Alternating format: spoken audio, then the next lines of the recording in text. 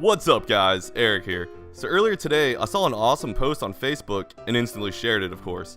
I myself, and I'm sure a lot of you as well, know that Nintendo has been around for a very long time. But later in the day, I thought about this fact even more and decided, hey, let's make a video about this. So buckle in and sit back as we dive into a brief history of the company that introduced us all to our favorite plumber, Nintendo. The year was 1889. That's right, Nintendo is now 129 years old. Originally named Nintendo Koppai, the small business based in Kyoto was started by Mr. Fusajiro Yamauchi. Rest in peace, senpai. Nintendo Koppai specifically specialized in Hanafudo cards. These pack of cards were basically more or less like today's standard 52-pack playing cards, and at the time, were definitely a success. Doing this up to the year 1953, Nintendo Koppai, now ran by Fusajiro's grandson, Hiroshi, then jumped into the development of printing their cards in plastic, and continued on their pattern of success. 1956 happens, and Hiroshi began thinking of the limits of the company after a trip to the United States, and seeing how other companies work.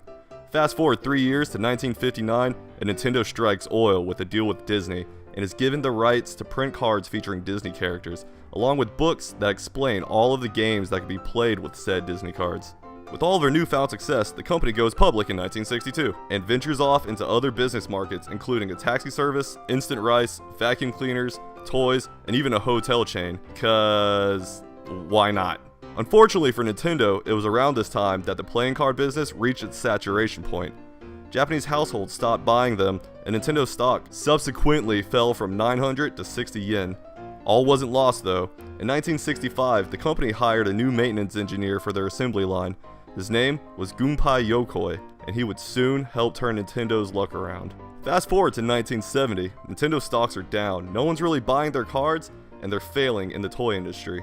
One day, Hiroshi is touring one of his factories and sees Gunpei, is it Gunpei or Gunpei? Anyways, playing with an extended arm toy that Gunpei had made himself.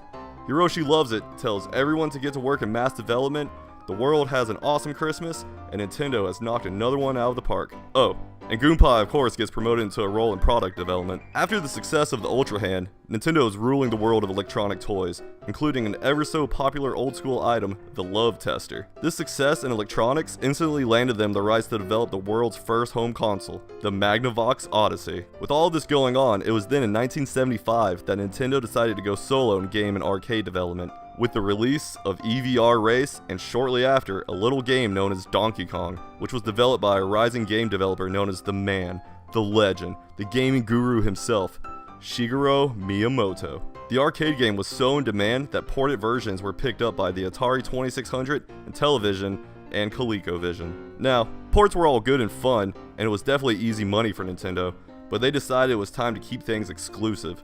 So in 1983, they decided to release the infamous Famicom. Though its initial release sold around 500,000 units in its first 2 months, it was quickly discovered to be faulty due to malfunctions in its chips. This was definitely a tight spot to be in for Nintendo, as around that time, the world was witnessing the video game market absolutely crashing due to too many games being created, and well, most of them just being awful. So 2 years later, in 1985, Nintendo announced the gaming world's savior, the world release of the fixed Famicom, the Nintendo Entertainment System. So, from then until now, we have witnessed the many ups and some of the downs of the amazing company. The Super Nintendo, the Game Boy, the N64, the GameCube, the DS, the Wii, the Wii U, the greatness that is the Switch, and many, many others. Just remember, that greatness has to start from somewhere, and we hope this video has shown you just how far Nintendo has really come.